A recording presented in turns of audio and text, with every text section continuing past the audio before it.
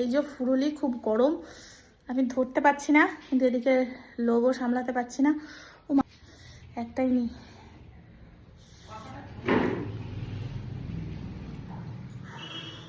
আজকে রাতের মেনু কলা দিয়ে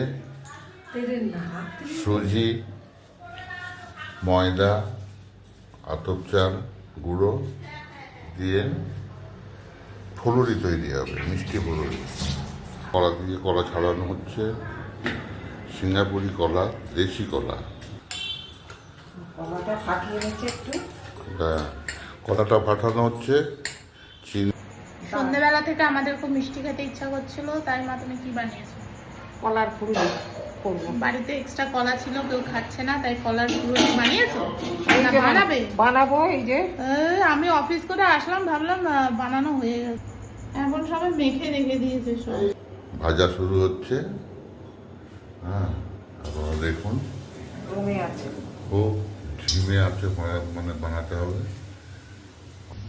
এই হচ্ছে কলার ফুরুলি ভাজা, দারুণ লাগে আমার কলার ফুরুলি খেতে। আমি কলা খাই না বলে মা এইভাবে খাওয়ায় আমাকে ছোটবেলা থেকে, তাই তো মা?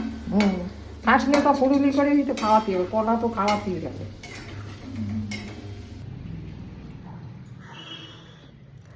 খুব গরম, বেশি খাবো না, পাখা চালালে আওয়াজ আসবে না।